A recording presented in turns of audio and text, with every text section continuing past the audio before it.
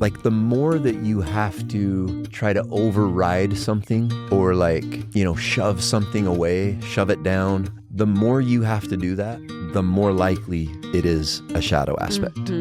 Everything and everyone is a mirror for you. Yeah. That points back to you. Yeah. And it also speaks to how important integration work is. Yeah. Because, people ask, like, why would I even attempt to do shadow work? How is this going to benefit me? Well, your shadow is what is actually running your life. Yeah, that's my message to you, man. It's not about just surviving another day. We are created to thrive.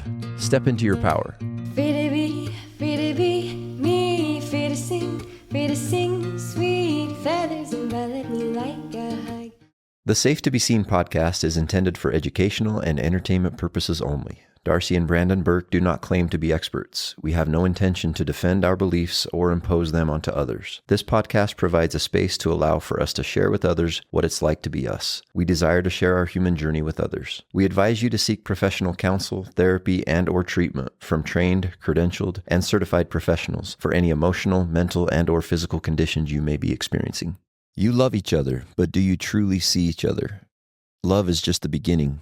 To create deep connection and sacred intimacy, you need more. Truth, presence, the courage to feel. More Than Love is a coaching program for couples ready to move beyond routine, mediocrity, and autopilot and into sacred soul-deep union. Because love isn't lost, it's waiting beneath the noise.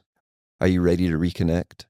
Send a DM to our Instagram at Safe to Be Seen or click the link in the show notes. Let's bring your relationship back to life. Hey, Darce, how are you? So good. It's good to be here with you. So exciting. We're going to talk about some really cool stuff today related to masculine wounding, masculine shadow.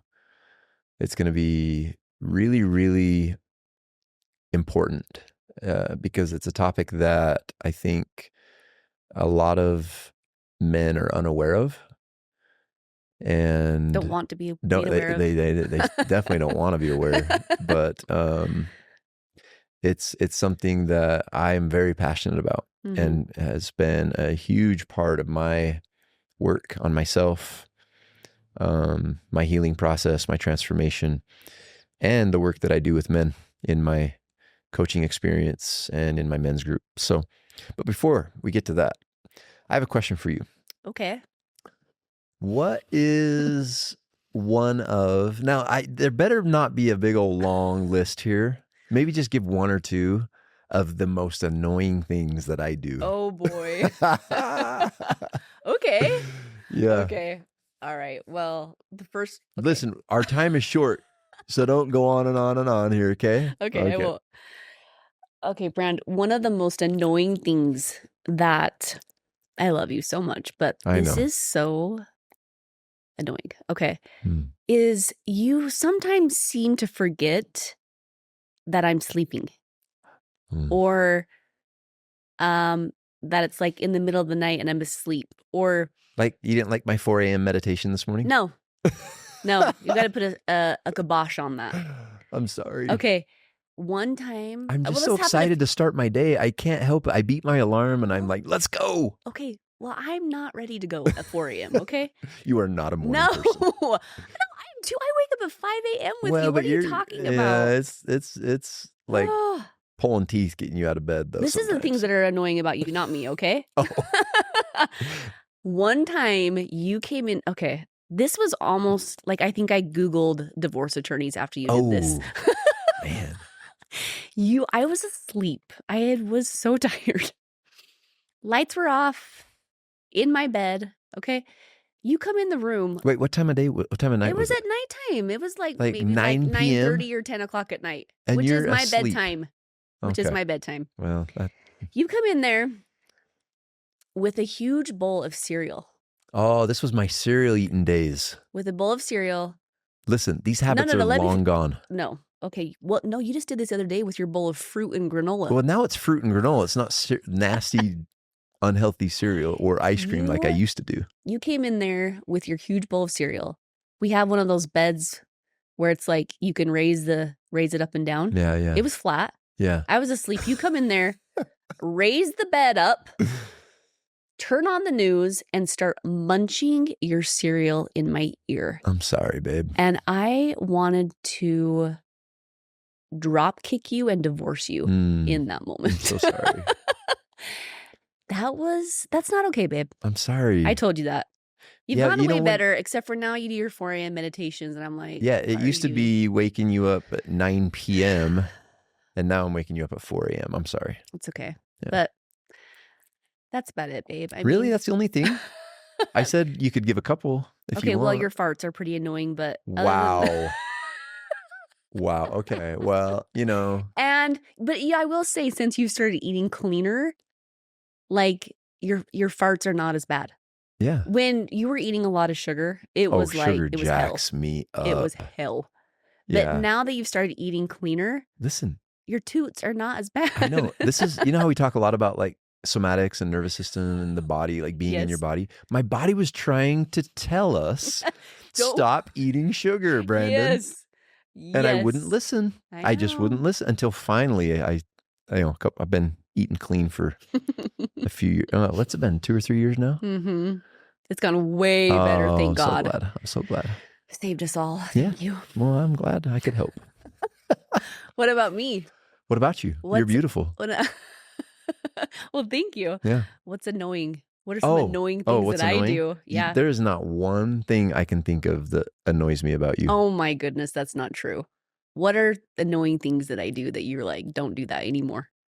Okay, there might be a couple. Now that you've twisted my arm. Listen, I love you so much. And really, you're the easiest person on the planet to live with. But it drives me absolutely insane when I pull into a parking lot and you immediately start pointing out where I should park my truck. Why do you do that? I'm trying to help you. I know where to park. Sometimes I see better parking spots than you do. I've had much fewer fender benders and bumper issues bumping into things with my vehicles than you have with yours. That's debatable. Just wish you would just lay low and just not tell me where to park. That's all. What if I see a better parking spot? What does that mean? A better parking spot? Closer. You know how I view the world, Darce? How? I want to get some exercise. So I'm probably trying to park as far away as I can and walk and get my blood moving, get my body moving, Oh, okay. So we just see the world a little bit differently that way. We do. That's all. I know proximity. I know how to park. You can just let it, just sit back and relax. Just rest in your feminine energy and let me be in my masculine energy. Wow. And let me guide the ship and and accomplish my purpose. Okay, but sometimes I do see better parking spots than you, but I understand. Okay, I'll let you take that over. Anything else? Gosh, sometimes you interrupt me. I do. But that's okay. I recognize that. That's okay. Like, what's funny is recently, when I say recently, like, I don't know, a few months ago, you pointed out to me, I was completely unaware of how bad I was interrupting you. Not in a, like, I wasn't trying to speak over you or like, it was in situations where we were in social settings, you'd be telling a story. I would know the story and I would like interject and like get in there and like just like cut you off. Like I didn't even know. I was just like an excited little boy trying to tell the story. And you're like, all right, well, I guess he'll tell the story. I let it go. I didn't even know that. I know. I let it go for years. So finally I was like one day like, I want to finish telling my story. I'm so sorry, babe. Isn't it funny how we're just completely blind to things? I know. I had no idea I was doing that. It's okay. And you do that too sometimes. Like I do. I think that happens a lot. But I didn't know it was a thing at all until you pointed out that I did it. And then when you pointed out that I did it and I was like really trying to be aware of it and stop doing that. Yeah. I realized you do it to me too. I know. I think couples do a lot to each other. They do. I've noticed it so much now. Yeah. Have you? Well, yeah, because you know each other so well. So it's like, I know I know what you're going to say. And so when you're telling me something, I'll be like, and I'll end it for you. Yeah. And it just becomes a bad habit because you know each other so well. So it's like, I know where you're going with this. And that's fine. Like in those settings in social, like telling stories to friends, things like that. But it's like you'll ask me a question and I'll go to answer the question and you'll answer it for me. I do. I'm like, did you want me to answer it? Or like, were you just pretending that you were curious? No, I am curious. I don't know. It's a habit. I got to break it. I think I'm doing better. No, I'm not. Listen, okay. You're a dime in every other way. Like you get a pass because those are the only two things I can think of that annoy me at all about you. So. Okay. Well, that's good. I did flip you off the other day. Ooh, yeah. But that maybe just mean. Yeah. That's a story for another day. Yeah, that's a story for another day. Let's not get into the meanness of me right now. Yeah. Listen. You can be feisty. Yeah, I can be. It's okay. I think it's cute, and sometimes I inside chuckle when you get. And I know you are, and that makes me even more mad. When you get really mad, and I can't let you see it, but inside I'm just dying laughing. Know sometimes you laugh, and it makes me even more mad. Okay. Well, that was fun. Yes. Okay. So today you're going to talk to us about the masculine shadow and the masculine wound, and oh gosh, this is just such a important topic in men's healing journey. So. Do you first just want to start out, Brandon, by telling us what is a shadow? How would you describe the shadow? Well, the shadow is the unconscious aspect of your personality that is not identified with by the ego. So the conscious ego, you have the conscious ego, and then you have the unconscious part of your personality that your ego does not identify with. And the shadow is made up of qualities, traits, desires, impulses, just normal parts of being a human that have been repressed, shoved down, pushed away, and deemed either socially unacceptable, morally wrong, or just frankly too uncomfortable to acknowledge and to accept. And so really, boiling it down, the shadow is just it's a part of your consciousness that is repressed deep into your unconscious that is deemed bad, basically. Yeah. So what are some examples of that, particularly in men? Yeah, well, I think, the probably most common general example of shadow is projection. And projection is defined simply as something that you easily see in someone else, but you are unable to see in yourself or unwilling to see in yourself. So an example of this might be, let's say you're at work, and at your work, there's this one coworker that you just can't stand. You just do not like this person. And you've noticed that it's because you believe them to be arrogant. Well, it very well could be and is probably likely that is a projection of your repressed desire to be acknowledged, to be seen, to be important, and maybe your own pride that you easily see in this person, but you're not willing to see it in yourself. And so you project that out as an irritation, a dislike. You probably treat them differently or maybe even poorly. That's an example. There's also an example of shadow is overreaction. I'll give you an example of overreaction would be let's say you're driving down the freeway and you come upon, this happens all the time, by the way. I don't know what it is, but it seems to always be someone with a California license plate hanging out in the passing lane. You guys, you listeners, you know this is true, right? You'll be driving down I-15 and you're just cruising along, doing great, passing when you should pass, getting over into the right lane when you're not passing, and you come upon someone with a California license plate in the left passing lane, going either under the speed limit or at the speed limit, just chilling.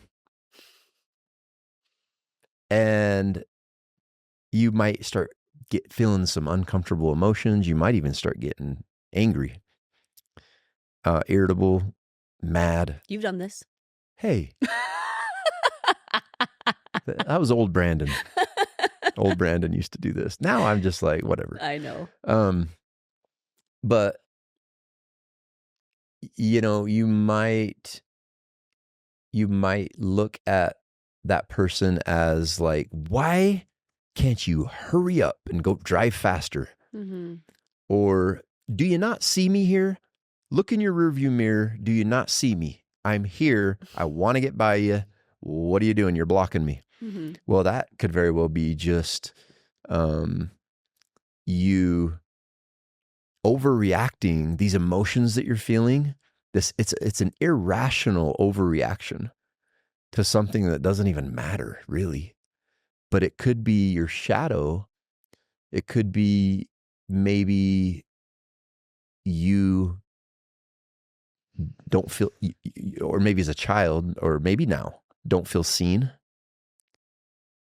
Don't feel like fully like appreciated and seen. Just like that driver doesn't see you. Mm. And so you start getting angry. Or maybe it's you unconsciously, projecting out and feeling these emotions in regards to like knowing, although probably unconsciously, that you should probably just slow down in life. Mm. Just slow down. What's the rush? Like, you actually just called me out on it. I used to drive fast. I used to always be in a hurry. Mm-hmm. Not anymore. That's one of the beautiful things about my journey has been to just slow down. Mm-hmm. And I know you feel safer driving with me. Yeah. Right? Yes. But like, does that make sense? So yeah. if you're unconsciously you know that you should just slow down in life, mm-hmm. and you come upon a driver that's just chilling, like they're not in a hurry, they're driving slow, it could come out that way. Yeah. That could be part of your shadow. Or another thing in that same scenario, that same example could be you realize that in this situation where you judge yourself as being like stuck behind the slow driver, you unconsciously, that could show you that like you're not always in control of everything. Like you don't always have control of every situation going on in the world. Yeah. Those are just some examples. Yeah. Which speaks to everything and everyone is a mirror for you. Yeah. That points back to you. Yeah. And it also speaks to how important integration work is. Yeah. Because, people ask, like, why would I even attempt to do shadow work? How is this going to benefit me? Mm-hmm. Well, your shadow is what is actually running your life. Yeah. And it's not serving you. Yeah. And I'm going to give another example if I can. Okay. This is the example of judgment. Judgment really, if you realize it, it's nothing more than your shadow. It's you seeing in someone else something that you either wish you were or could be or could do or could say. Or it's seeing in someone else, like I said earlier, like a projection where you're not really willing to see it in yourself, Mm-hmm. but it's there, maybe buried deep in your unconscious. But anyway, you might look at someone who, let's say, is like really showy on social media, or like whatever. Like let's pick an example where someone is selfish, okay? And you look at them and you say, I could never be like that. I could never be that selfish. And you start judging them. You're judging, right? This is shadow, because maybe it's actually in reality, the truth is it's you not coming to full grips with the selfish desires that you have, or the selfish impulses that you feel as a human being, that have been shoved down and repressed. And they just come out in those ways. Yeah. A lot of judgment, a lot of projection. So how would you define shadow work? So shadow work is first and foremost acknowledging, like, awareness of the shadow. And then it's acceptance without shaming yourself. That's the key. Without judging yourself harshly, but with compassion, love, and understanding, accepting the shadow. Yeah. And then it's integration. And integration, there's a whole litany of ways that I use in my own personal life and that I help my male clients with in my coaching packages and in my men's group, in integration. Integrating just means you're taking and you're not allowing. See, what happens is when you have a shadow, it's based on a wound that took the mature, healthy, masculine trait, or it could be any trait. But right now, in this episode, we're talking about the masculine shadow, or sometimes referred to as the wounded shadow, the wounded masculine. So what happens is a normal, healthy, mature masculine trait, such as grounded, present, loving leadership, consistency, stability, containment, direction, protection, not only physical but emotional. In other words, providing safety. These are some of the most beautiful and important masculine traits in the healthy masculine energy. What happens is when there's wounding, those get transferred into or turned into unhealthy or immature traits, like counterpart traits. And yeah, that's the integration process is, reverse engineering that, acknowledgement and awareness, acceptance of what has become an unhealthy, immature masculine trait, dominance, control, sexual issues, so many that we'll get into here in a minute, but any of those, and reverse engineering them back into healthy masculine traits. That's integration. And that's in a nutshell what shadow work is. Yeah. And I think that when people can see that picture of shadow work, of like what it really is, what it really looks like, what it really takes to integrate those shadows, I feel like everybody would want to do healing integration shadow work. Yeah, but it's painful. Yeah. It's very difficult. It is. And oftentimes it requires assistance, which men are so reluctant to reach out for help. Why are they? We'll get into that. That's part of their shadow. Okay. That's their shadow. So that's a great question. I'm not putting it off. I just, like, we'll see when I get into like why men have such dense, dark shadows. It'll make sense, Yeah. Can I on that note, I just want to say like a couple things about shadow before we really get into the masculine stuff. In general, if you realize, like, the more that you have to try to override something, or like, shove something away, shove it down, the more you have to do that, the more likely it is a shadow aspect. Yep. Like, it's just, that's kind of one of your signs, you know? And Carl Jung, who I'm a huge fan of Carl Jung, said, everyone has a shadow.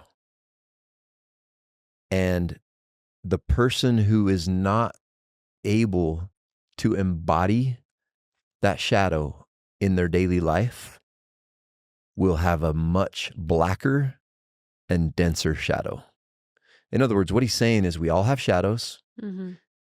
It's when you suppress it, repress it, shove it away, shame it, don't acknowledge it as just part of your humanity, and then integrate it into your conscious personality, that it actually grows and grows and grows. And this is where you start finding, you know, violent crime, rape, murder, like all sorts of horrific things that you think, how could that possibly have happened?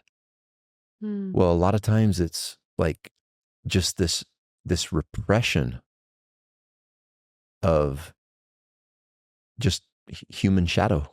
Wow.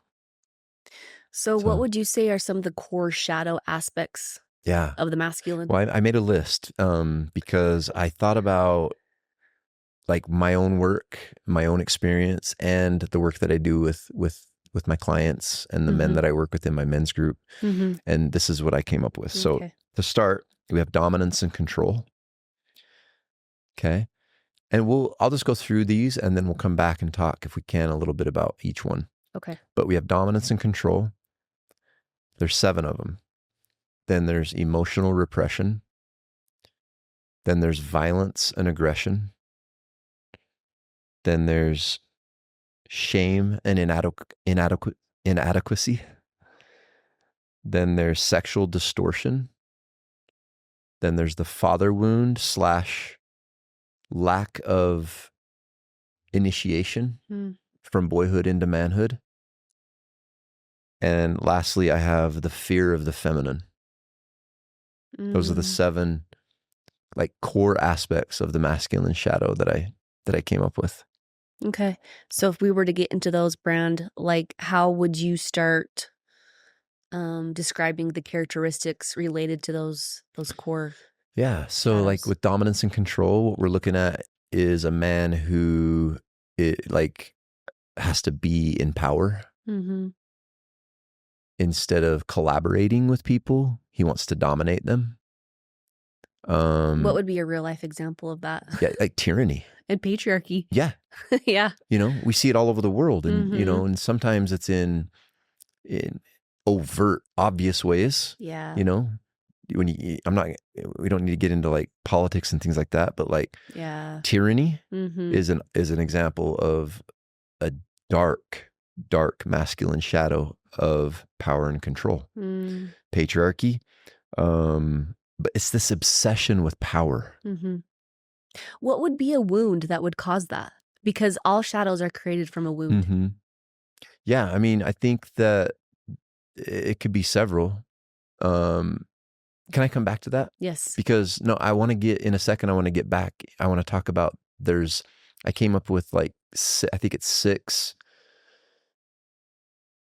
like shadow wounds that result in shadows, and we'll come back to with that. The characteristics. The next one, the emotional repression. Yeah. So emotional repression, obviously, like this is the cultural and societal belief that men aren't supposed to feel sadness, not much less like don't express it. Yeah. Or grief, or you know, all these different emotions that are just a normal part of humanity. Somehow men, who are also humans, by the way, who should be given the opportunity, right, and blessing to experience the full spectrum of their humanity, somewhere along the way, were indoctrinated with the lie and the illusion that they are not to feel and, heaven forbid, express their emotions. And so men repress the hell out of their emotions, because to express emotion is to appear weak. That's for a man, yeah. That's what that's the underlying belief. So sad. Yeah. So that comes out as like what men do is they are emotionally numb. They are so disconnected from their emotions because they've been under the belief that they are not to feel or express them, that they're numb. And then that affects intimacy, that affects relationship, that affects so many aspects of a man's life. What it really does, though, you know what the opposite of expression is? Suppression.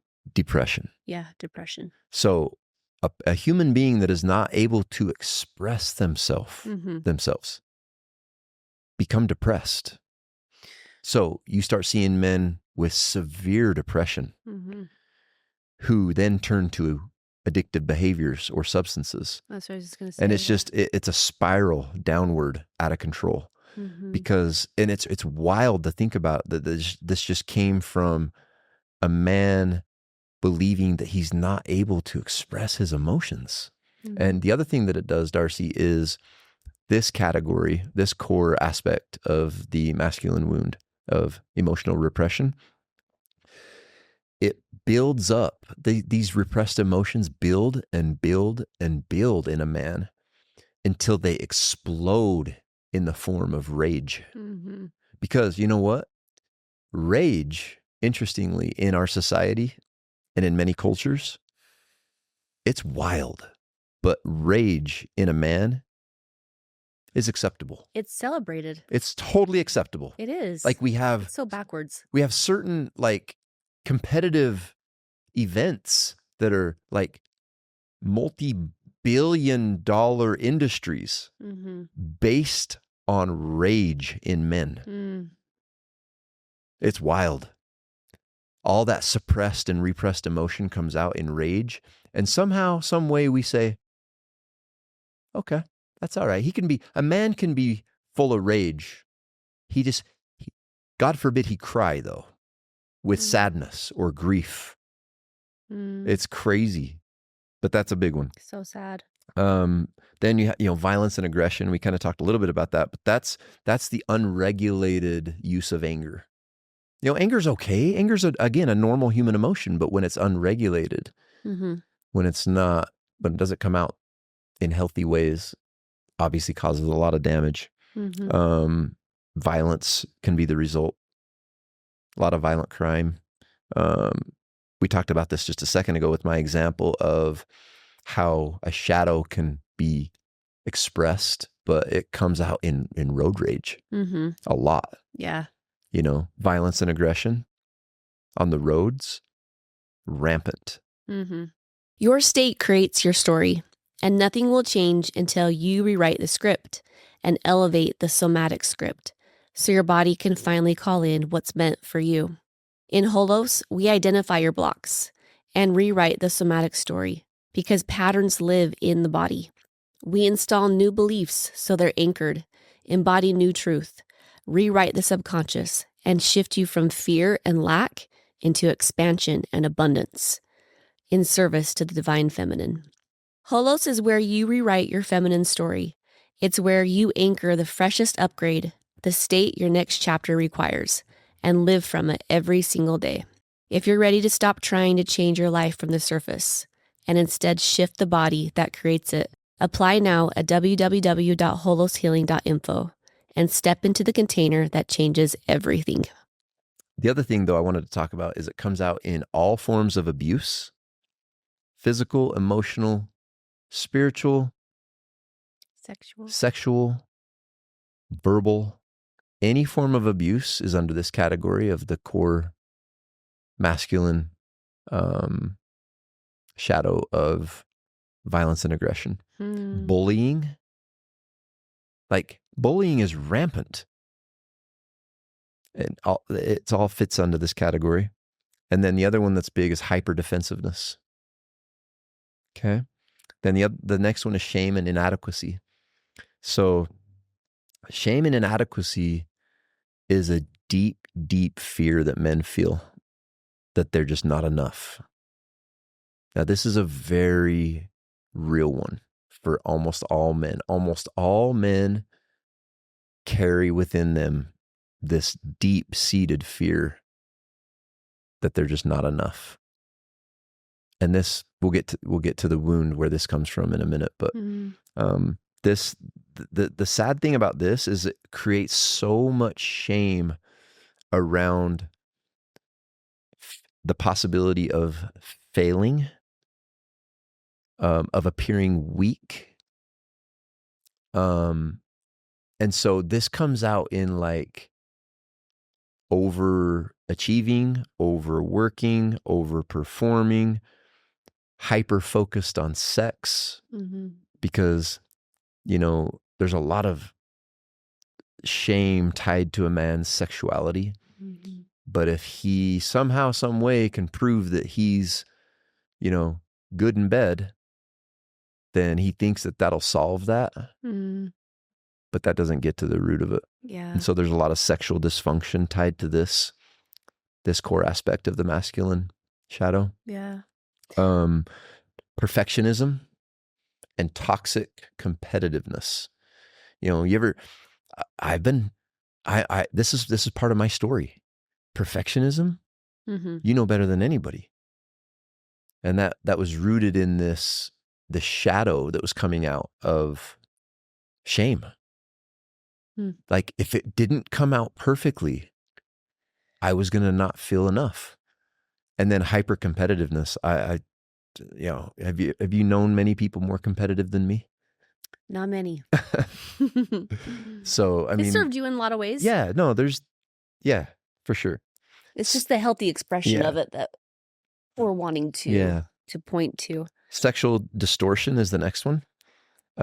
We talked a little bit about this, but this is, instead of like being in a healthy relationship with sex, it's the shadow aspect of this in the masculine is using sex to validate himself, to be enough, and this causes a hyper focus on sexuality, which then detaches it from intimacy. Like it's no longer about the intimacy and the connection and the love. It's about the sex and the performance part of it. It just becomes objectified. Yeah, exactly. Objectification, pornography, even like violent sexual acts. That's where this lands. So, the next one is the father wound, or lack of initiation. And this is just simply, either you had an absent father, maybe you had no father in the home, or maybe you had a father in the home that was emotionally unavailable or extremely passive, checked out. Or maybe you had a father that was highly critical of you, nitpicked everything you did, and you just felt like you were never enough. Or maybe you had a father who compared you to your big brother or your little brother. These types of things. But also, Darcy, it's this, we talked about this on a previous episode, so I won't go into it deeply, but the evolutionary process of man and colonization and industrialization and just normal evolutionary pressures with technology and those types of things have resulted in the elimination in Western culture, really much of the world, but especially in Western culture, industrialized nations. There's been an elimination of what were centuries ago traditional ceremonial rites of passage to help take a boy from boyhood into manhood. They no longer exist in almost all parts of the world. Some indigenous cultures still practice these rituals and ceremonies, but there's no specific path or rite of passage to take a boy into manhood. Yeah. And it's not like, it's much more than just growing big muscles and a beard and driving a big old truck and like packing around, a gun or whatever. Like, that's not being a man. Mm-hmm. And so there's this loss of boys simply being shown, what does it mean to be a man? Yeah. What does it mean to stand in your power Mm-hmm. in a healthy relationship to your masculine energy Mm-hmm. with deep, deep reverence for the feminine? Yeah. It just doesn't exist anymore for most people. And, there's no elders Mm-hmm. in these old traditional tribal indigenous cultures.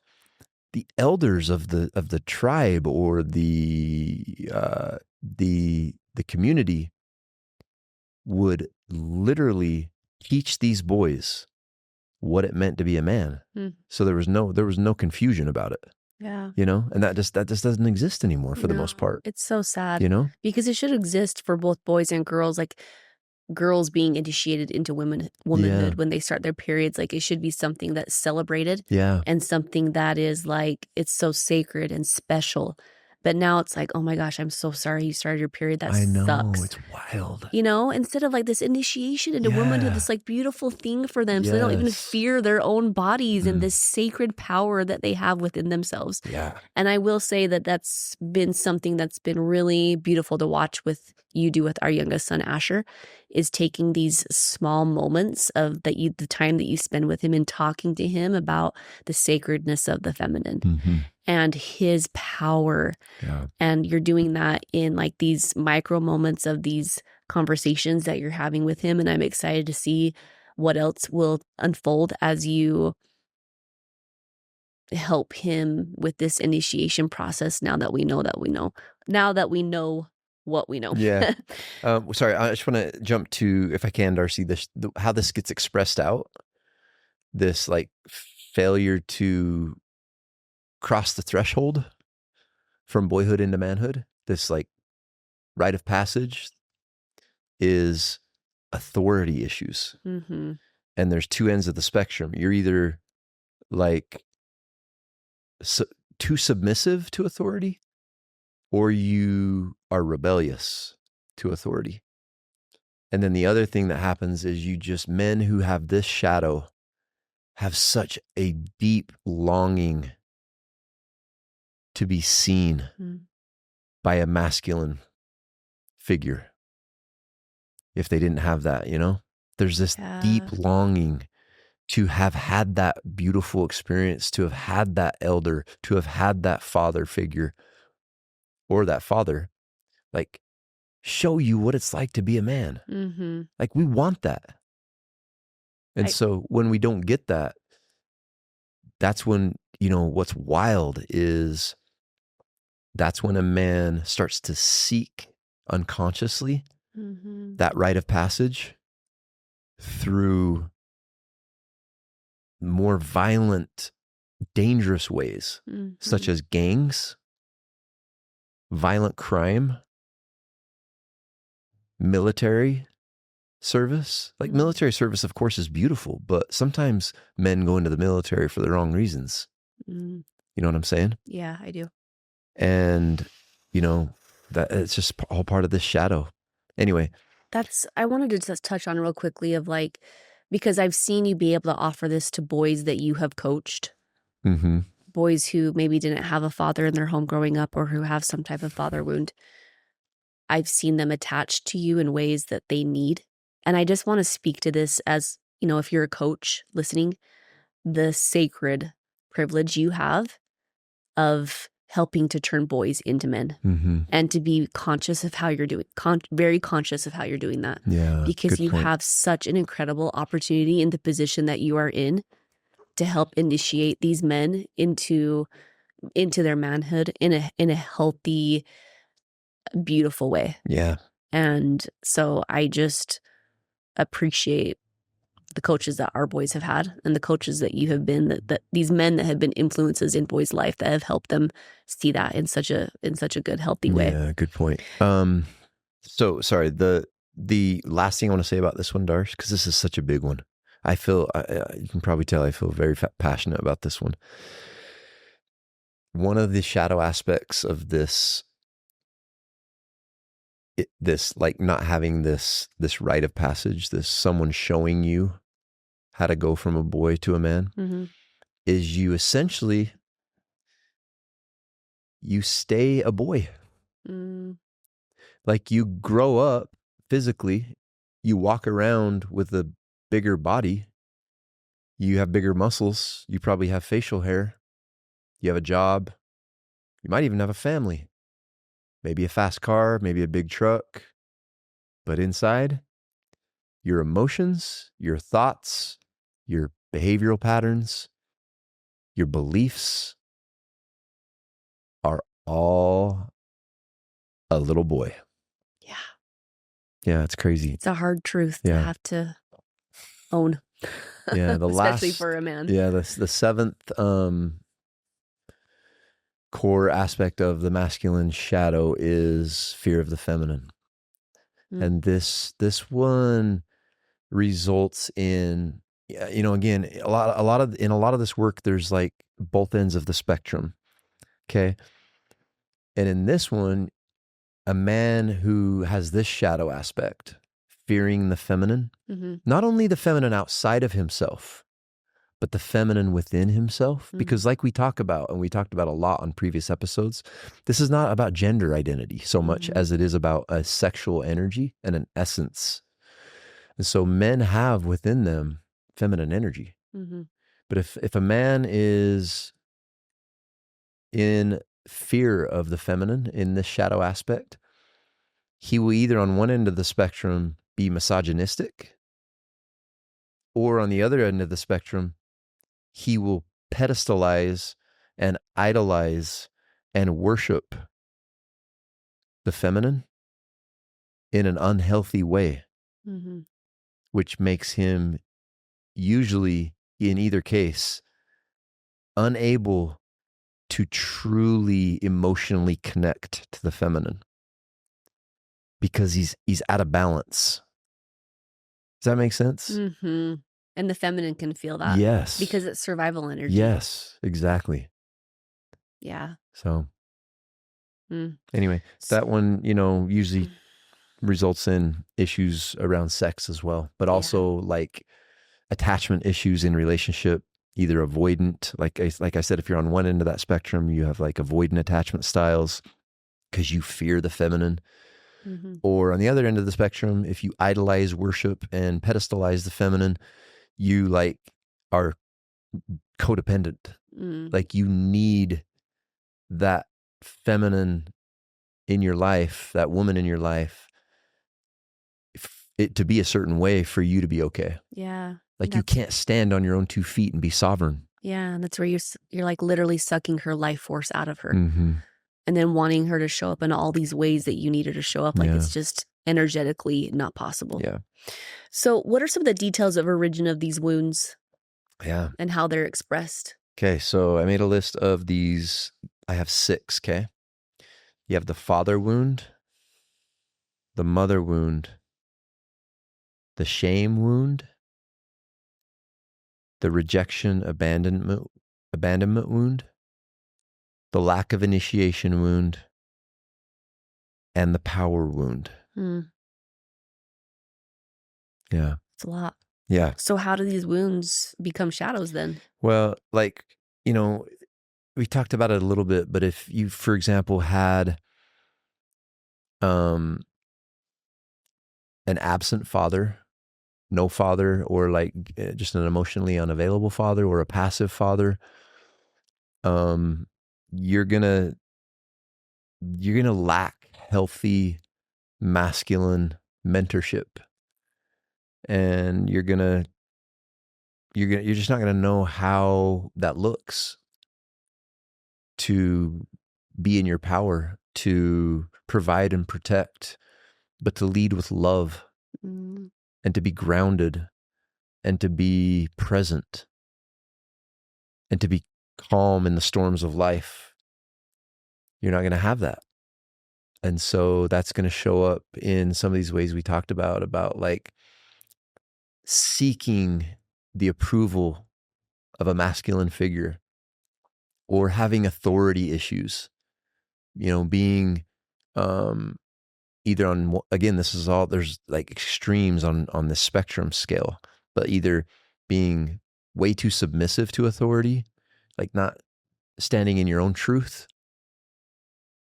or being rebellious to authority. Yeah. Mm-hmm. And then, with the father wound, of course, if you don't have that person, that masculine figure to show you how to be a man, like to stand in his true masculine essence, mm-hmm.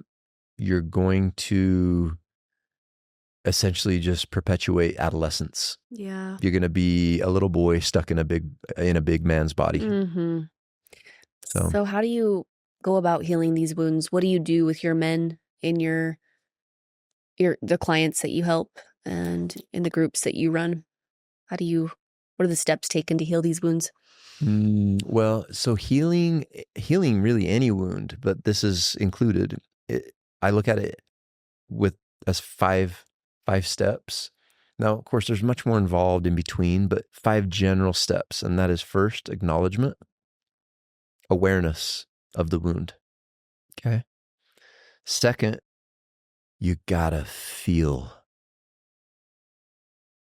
You have to feel the repressed emotion associated with that wound. That was something that was mind-blowing for me, Darce. Because again, as a man, I was so disconnected from my feeling. My chest was numb. Mm-hmm. My heart was on lockdown. Mm-hmm. But if you want to heal, you gotta feel. So you have to feel that grief, that sadness, whatever it is associated with that particular wound that you have gained awareness about. Mm-hmm. You have to feel it. Feel it to heal it. Yep. It's not just a statement, like it's truth. Yeah. The third thing is then you have to reparent that little boy in you. Give that little boy what he never got. Mm-hmm. Whatever it was. And you'll know it.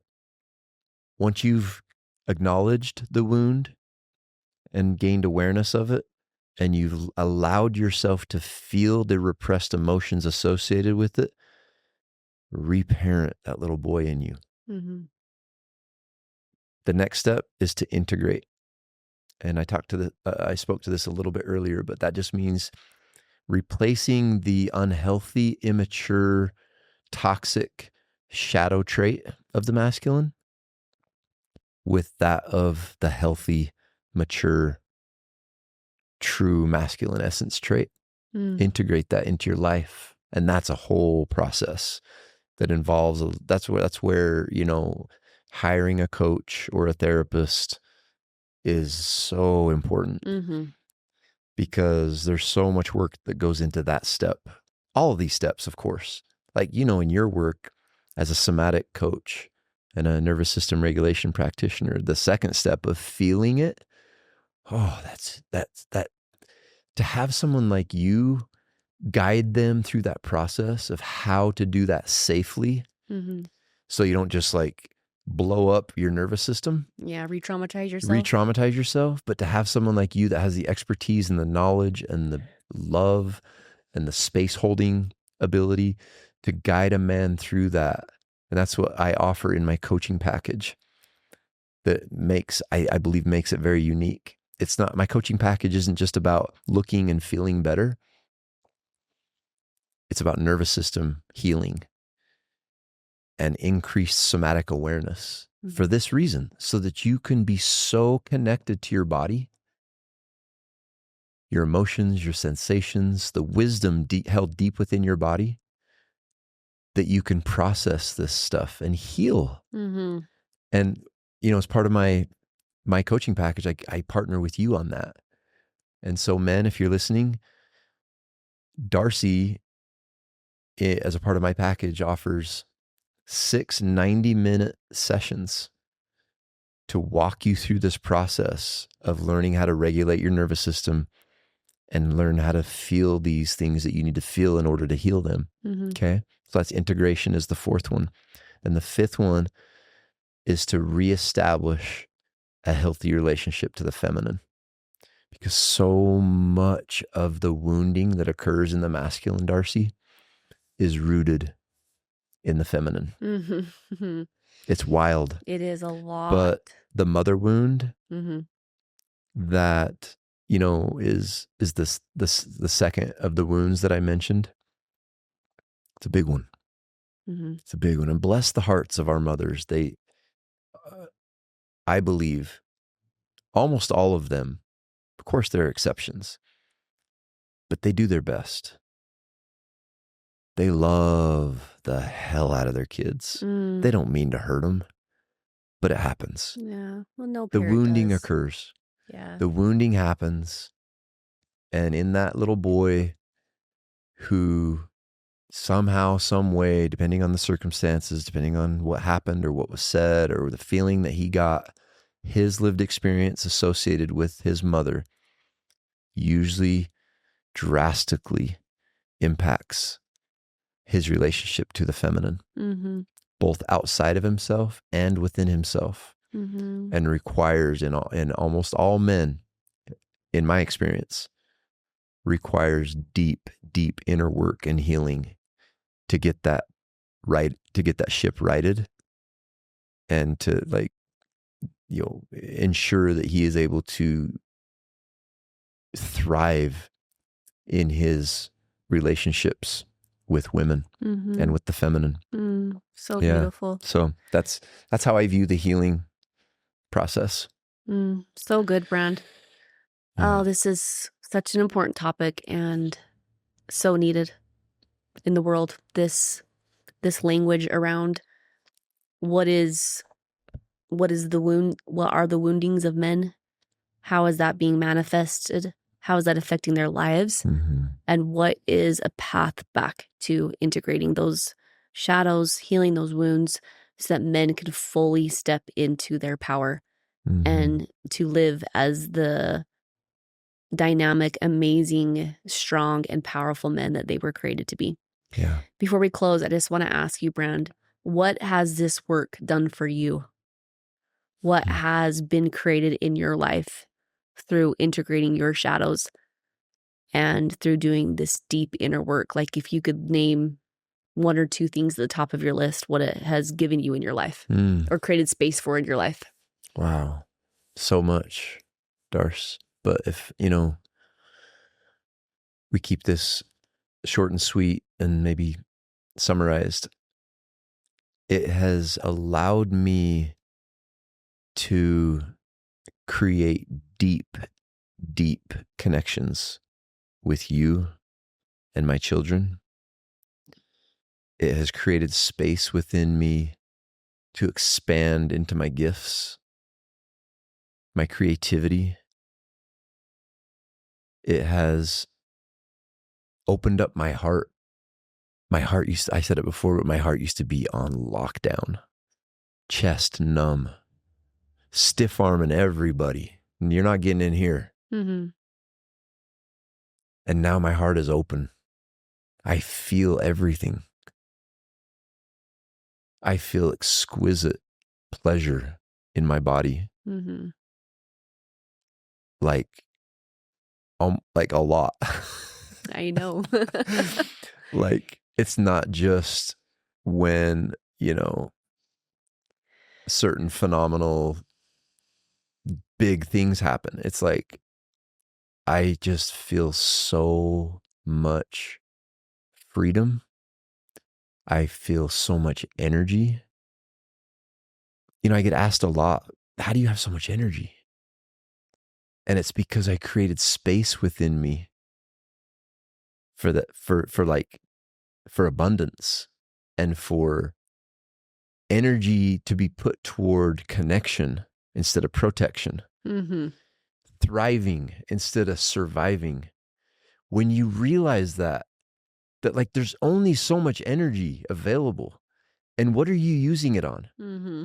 Are you using it to stiff arm everyone? To judge and project? To be a victim?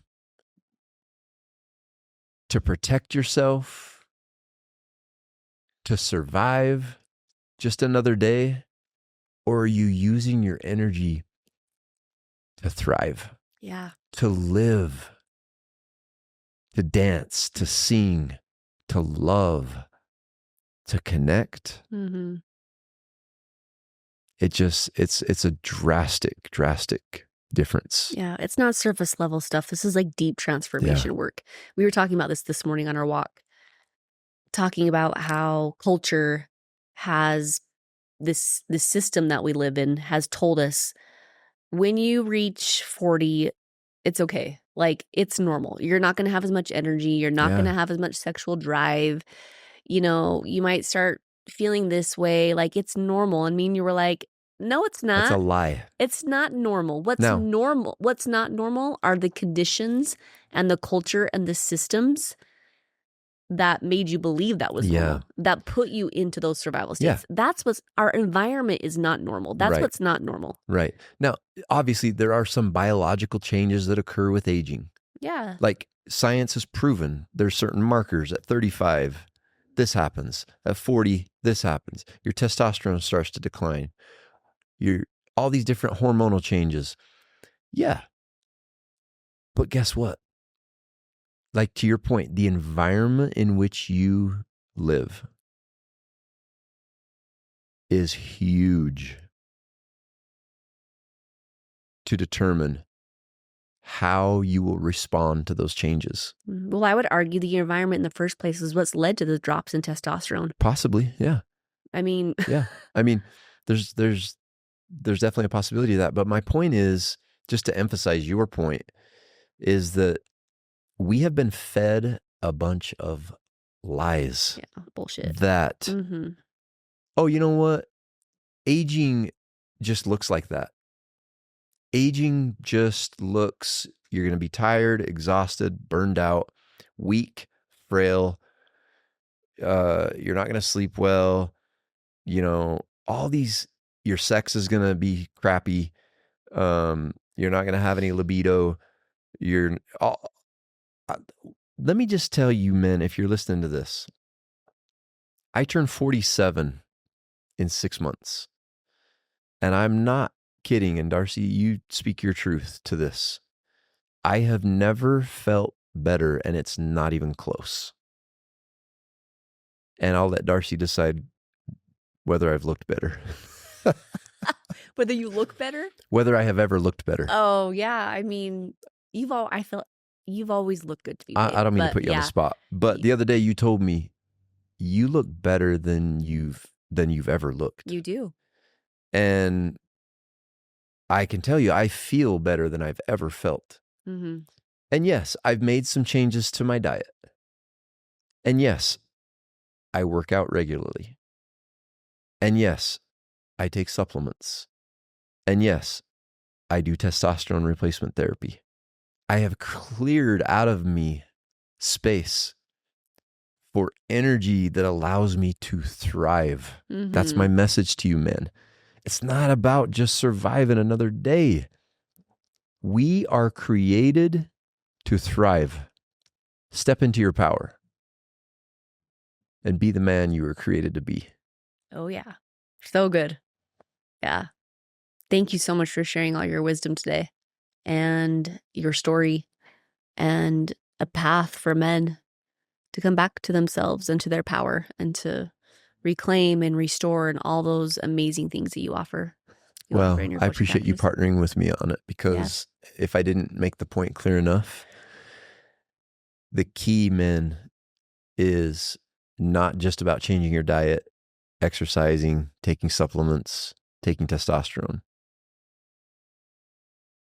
An absolute necessity for you to go from survival to thriving, for you to go from protection to connection, And for you to truly become the man you were created to be, you must heal your nervous system. You absolutely have to learn somatic awareness. You have to regulate your nervous system. And then and only then do you free up the energy which allows you to create, to expand, to receive abundance, to give and receive love, and to live the life of your dreams. Mm-hmm. So thank you for partnering with me on my work where we both guide men through this healing process so that they can expand and receive and thrive. Thank you. Well, and I just want to add to that real quickly. You will not get the benefits of those supplements, those testosterone, those green drinks. You will not get the full benefits of those things in a dysregulated body. Yeah. In a dysregulated nervous system. Yeah. They're helpful, but you want the full benefits of them, then you need to get to the root of what is receiving those benefits. Yeah. So, and that's where, it's not just, I can't emphasize enough. It's not just about looking and feeling better, like physically, but all this shadow work that we just got through discussing and all of this wounding that causes the shadow, it can only be healed when you feel a felt sense of safety in your body.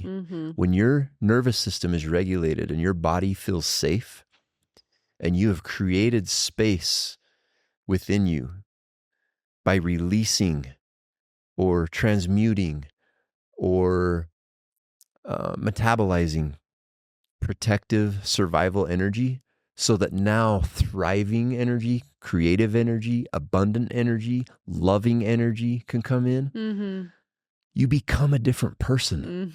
And that is why I do this work.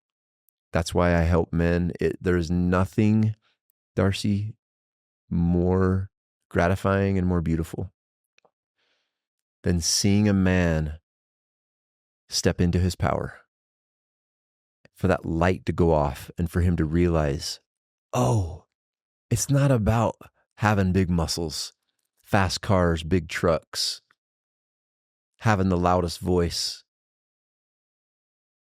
It's about being regulated, deeply connected to my body. We say it all the time, Darcy, but the strongest man, the most influential man, the most powerful man in any room is not the man with the biggest muscles, the fastest car, the biggest truck, the most money in his bank account, loudest voice. No, it's the man with a regulated nervous system who literally emits an energy without words, without actions, that people feel. They feel safe in his presence and they feel his power. Yeah. Amen. Thank you, babe. That was awesome. You're welcome. Thank you. I love you too. Free to be me, free to sing sweet feathers and envelop me like a hug, whispering melodies. You've played the part, fulfilled your role, built the business, carried the weight. But lately, something's off. The success you've created on the outside doesn't match how you feel on the inside.